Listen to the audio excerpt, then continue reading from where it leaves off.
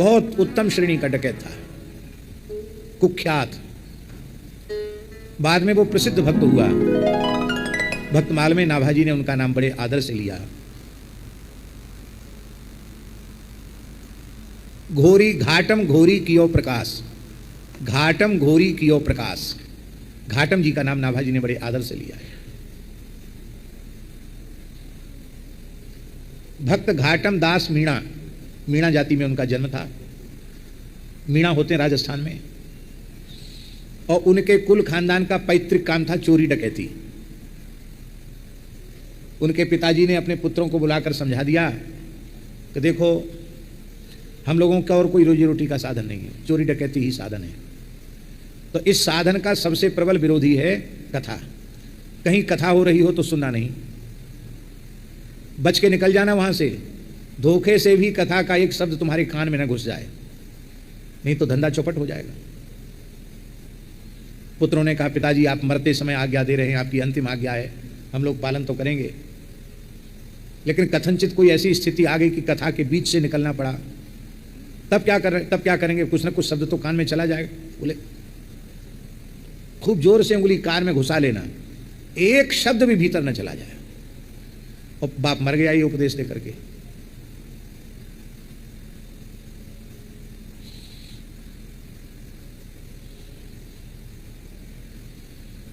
अब इधर क्या हुआ? बाप तो चोरी का उपदेश देकर के मर गया, एक कथा नहीं सुनना, चोरी करना। और इधर एक चोरी डकैती में पुलिस ने पीछा किया, तो यहां से जहां से चोर भागे वहां कथा हो रही थी। तो और तो सब चोर जो है वो भाग गए, पर घाटम दास के पैर में एक ऐसा कांटा लगा उसी समय, कथा मंडप के आसपास ही। बहुत भारी कांटा था, बबूर का होगा भगवान जाने। वो आर के पार हो गया। अब उतने कांटे से कैसे चले? तो कान से उंगली हटाकर कांटा निकालने में जितना समय लगा, उतना समय कथा कान में घुस गई। उसमें व्यास जी कह रहे थे कि देवताओं के कुछ चिन्ह होते हैं, देवताओं की छाया नहीं पड़ती है, देवताओं के शरीर पर पहने हुए पुष्प के फूल पुष्प कुम्हलाते नहीं हैं, उनके शरीर की छाया नहीं होती है, उनके पलक नहीं गिरते हैं, उनके पसीना नहीं आता है। ये सब लक्षण बता रहे थे व्यास जी। और कांटा निकाल के घाटम जी तो भागे, बाकी चोर पकड़े गए, वो सब मारे गए और ये बच गए। ये कैसे बचे? तो वो चोरों को पकड़ने के लिए गुप्तचरों ने एक षड्यंत्र किया। षड्यंत्र में वो देवी जी के मंदिर पे, जंगल में काली जी का मंदिर था, वहीं बैठकर उटपटांग चीज़ खाते पीते थे और वहीं चोरी के माल का बंटवारा करते थे। तो गुप्तचर को पता लग गया। गुप्तचर ने काली मैया का भेष बनाया, मुखौटा लगा के, लंबी जीभ निकाल के और तलवार और खप्पर लेकर के काली जी का एक जलता हुआ मसाल ले लिया। और जैसे ही इन चोरों ने रात को काली का पूजन किया, वो काली बना हुआ जो गुप्तचर था वो आ गया सामने, चीखने चिल्लाने लगा। चोरों ने यही समझा कि साक्षात काली जी प्रकट हो गई, वरदान मांगो, हम पर प्रसन्न हैं। पर घाटम जी विचार करने लगे कि वो पंडित जी कथा में बोल रहे थे कि देवताओं की छाया नहीं होती है, इसकी तो छाया पड़ रही है। देवताओं के पलक नहीं गिरते, इसके तो पलक गिर रहे हैं। देवताओं के पसीना नहीं आता, इसके तो पसीना आ रहा है। देवताओं के पैर धरती पर स्पर्श नहीं करते, तो धरती पर कूद रही है काली। ये काली नहीं है, ये कोई गुप्तचर है, मारने का षड्यंत्र है। घाटम जी वहां से भाग गए और बाकी चोर जो थे वो वहीं रह गए। थोड़ी देर में पुलिस आई, सबके सब पकड़े गए, सबको फांसी पर चढ़ा दिया गया। एक को भी जीवित नहीं छोड़ा, क्योंकि अनेक प्रकरणों में वे दोषी थे। अब तो उनको बड़ा दुख हुआ। बोले बताओ, कितनी बढ़िया चीज़ है कथा सुनना। और हमारे पिताजी भी कितने महापुरुष थे जो कहते थे कि कथा नहीं सुनना। अरे थोड़ी देर कथा कान में पड़ गई तो हमारे प्राण बच गए, नहीं तो महाराज हम भी मारे जाते उन्हीं में। अरे राम राम, पिताजी ने बहुत बुरा किया हमारे संग। अब रात को ही एक महात्मा के यहाँ पहुंचे जंगल में, 2 बज रहे थे। महात्मा बैठे अपनी धूनी पर बैठ करके राम राम कर रहे थे। या निशा सर्वभूतानाम तस्याम जागृति संयमी। महात्मा ध्यान कर रहे थे। पहुंचे घाटम जी, बाबा दंडोत। हाँ भैया, कैसे आए? बोले मैं घाटम दास। पूरी घाटम दास नाम बहुत विख्यात था ना। भैया तुम्हारो यहाँ कहाँ काम? यहाँ तो झोपड़ी वाले लंगोटी वाले बाबा जी हैं, तुम चोर डकैत यहाँ क्यों आए? बोले हम कथा सुनने आए। कथा सुना, चेला बनाओ हमको। अरे बोले भैया, चेला भी थोड़ा समझ बूझ के बनाना चाहिए, चाहे जिसको नहीं मूड लेना चाहिए। आज चेला बने, कल पता नहीं क्या करें हमारे संग। तो उन्होंने कहा भाई चेला ऐसे हम जल्दी बनाते नहीं हैं, और ये कोई कथा कहने सुनने का समय नहीं है, पर तुमने कल्याण की बात पूछी है तो कोई बात हम तुमको बता रहे हैं।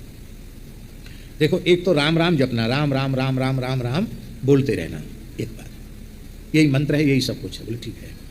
और दूसरा, जहाँ कहीं कथा हो रही हो या भगवान के मंदिर में आरती हो रही हो तो वहाँ थोड़ी देर जाकर जरूर खड़े हो जाना, वहाँ बैठना, कथा में बैठना, आरती में खड़े होकर दर्शन करना।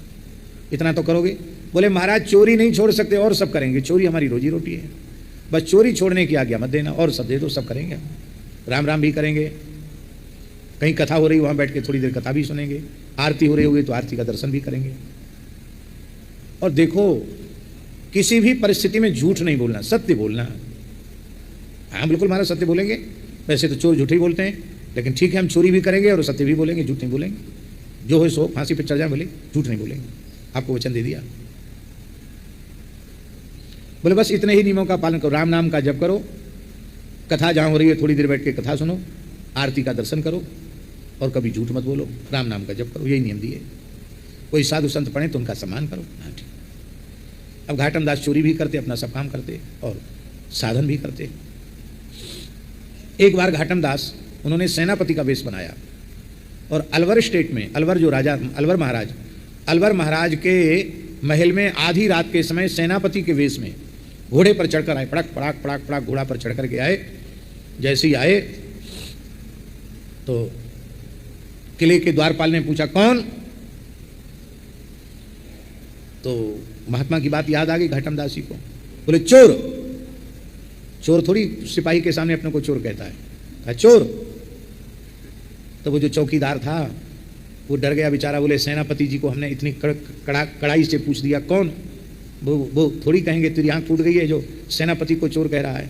बोले हजूर हम पहचान नहीं पाए आपको, आप तो सेनापति जी हैं, आपको भला कौन रोक सकता है, हम तो बहुत छोटे कर्मचारी हैं, पधारो भीतर। तो चौकीदार ने भीतर घुसेड़ दिया, चला गया भीतर। जहाँ कहीं ड्यूटी पे कोई मिले कौन? बोले चोर। वो यही समझा कि जब वहाँ नहीं रोका सेनापति जी, माफ़ करना सेनापति जी आगे बढ़िए, और इसी उसमें चले गए भीतर और महाराज के अंतःपुर में, रनिवास में, महल में चले गए, जहाँ राजा रानी पलंग पर सोए थे वहाँ तक पहुँच गए। रानी ने अपना बहुत बेशकीमती हीरों का हार, सोने का हार उतार करके रखा था बगल में, हार लिया, कुछ स्वर्ण मुद्रा, जो कुछ भी आभूषण उनके हाथ लग गए, लिए। अब वो जिस घोड़े पर बैठ के गए थे वो घोड़ा तो थक गया था, अब दूसरे घोड़े पर चढ़ के भागना था। तो राजा का जो शाही घोड़ा था उसी घोड़े पर बैठ करके और वो भागे। इधर जैसे ही राजा साहब उठे, रानी महारानी उठी, देखा तो हार गायब, बहुत बेशकीमती हार। भीतर से हार कैसे गायब हो गया? कर्मचारियों को सब पूछा गया, तुम लोगों के पहरे पर रहते हुए चोरी कैसे हुई? बोले महाराज हम लोग तो पूरी रात पहरे पर थे और तो कोई नहीं आए, सेनापति जी आए थे केवल। हमने सोचा कोई आवश्यक मीटिंग होगी आपके साथ, इसलिए आपने बुलाया होगा उनको, इसलिए रात में आए हैं। सेनापति को बुलाया, क्यों भाई तुम आए थे रात को? बोले सरकार हम कहाँ आए, ना आपने बुलाया ना हम आए। अरे तो वही घाटम दास होगा, वही सेनापति का वेश धारण करके चोरी करके ले गया। पकड़ो पकड़ो। अब तो महाराज घुड़सवार चारों ओर दौड़ने लगे और ये घाटम दास ही घोड़े पर दौड़ रहे थे। राजा का शाही घोड़ा था एकदम काला, और वो जहाँ दौड़ते दौड़ते जहाँ पहुँचे वहाँ सवेरे मंगला आरती हो रही थी भगवान की। तो गुरुजी की दूसरी बात याद आ गई कि जहाँ कहीं आरती हो रही है वहाँ जरूर खड़े होकर दर्शन करना। तो आरती में वहीं घोड़ा बांध दिया, आरती में खड़े हो गए। पीछे से पुलिस आ गई, पुलिस ने पकड़ लिया। पर ठाकुर जी की माताजी विलक्षण लीला, वो जो राजा का काला घोड़ा था वो एकदम हंस के जैसा सफेद, चंद्रमा के जैसा उज्जवल हो गया। अब घोड़े का कलर ही बदल गया, तो कैसे पहचान में आए? बोले घोड़ा तो वही है, आदमी वही है, लेकिन घोड़े का कलर वह नहीं है, घोड़े का वो कलर नहीं है। पकड़ा गया। बोले तुम कौन? बोले घाटम दास। चोरी की है? बोले हाँ चोरी की है। तो घोड़ा? बोले यही राजा का घोड़ा। इसका कलर कैसे बदल गया? बोले हम क्या जाने, भगवान जाने कैसे बदल गया कलर। चलो राजा साहब के सामने, राजा के पास ले गए। राजा को भी आश्चर्य हुआ, घोड़े का घोड़ा वही है? बोले हाँ वही है। कलर कैसे बदला? बोले देख लो, कोई पेंट वेंट तो नहीं कर दिया काले घोड़ा पर, तो स्वाभाविक कलर बदल गया था। कैसे बदल गया? तब घाटम दास जी ने कहा कि देखो मैं झूठ नहीं बोलता, एक संत की आज्ञा है कि किसी भी परिस्थिति में झूठ मत बोलना, तो मैं झूठ नहीं बोलता हूँ। सच्ची सच्ची बात जो थी आदि से अंत तक बता दी। राजा भक्त था, राजा समझ गया कि राम नाम का जप करता है, आरती में खड़ा था, भगवान ने ही इसके प्राण बचाए हैं, तो भगवान जिसके प्राणों की रक्षा करें भला उसे कौन मार सकता है। राजा ने घाटम दासी को प्रणाम किया, बोले आप तो महान संत हैं, भक्त हैं, आपको चोरी करना शोभा नहीं देता, आप चोरी क्यों करते हैं? आप इतने उच्च कोटि के भक्त हैं, आपके प्राण बचाने के लिए भगवान ने, राम जी ने घोड़े का कलर बदल दिया, आप चोरी क्यों करते हैं? बोले महाराज कोई रोजी रोटी का साधन नहीं है, हमारा यही पैतृक काम है। बोले तो ठीक है, तुमको जमींदारी दी जाती है और खूब साधु सेवा करो और प्रेम से, अब चोरी मत करना। बोले नहीं करेंगे चोरी, छोड़ दिया चोरी। और वो घोड़ा भी उनको ही दे दिया, इस घोड़े पर चढ़कर आया जाया करो। अब तो जमींदार हो गए घाटम दास जी, और अब घाटम दास जी अनन्य निष्ठा से भजन में लग गए। संत मलुकदास जी ने जो भक्त नामावली लिखी है उसमें उन्होंने घाटम दास जी का नाम लिया है। घी को घाटव मैना उन्होंने लिखा है। सारे भारतवर्ष में प्रसिद्धि थी कि जितना संतों को घी घाटम दास जी खिलाते हैं उतना घी संतों को खिलाने वाला और कोई दूसरा नहीं है। कहते हैं घाटम दास जात का मैना तारेगा के नाई। हम और बदले नहीं हैं, हम वही, हमें कोई अंतर नहीं आया, खाली तिलक लगाना सीखे हैं, जैसे तैसे भूले भटके राम राम कर लेते हैं, गले में तुलसी बांधते हैं। हम हमारे जैसे पतित अधम को तारोगे कि नहीं? महाराज जी कहते थे कि उनके रुदन को सुनकर के ठाकुर जी रघुनाथ जी प्रकट हो गए और घाटम दास जी को हृदय से लगा के कहा, तुम्हारा नाम लेने वाले तर जाएंगे, तुम क्यों इतना गिड़गिड़ा रहे हो? ऐसा दैन्य था घाटम दास जी में। भगवान की कथा के सुने बिना जीवन में परिवर्तन नहीं। ये कथा इसलिए माता जी हमने सुनाई कि जिसका पूर्व जीवन ऐसा था वो इतना बड़ा संत हो गया कि नाभाजी ने भक्तमाल में उसका चरित्र लिखा। जीवन में परिवर्तन बिना कथा सुने नहीं आता है। इसलिए जो कथा नहीं सुनता, सत्संग नहीं करता, धरती का सबसे बड़ा पापी वही है।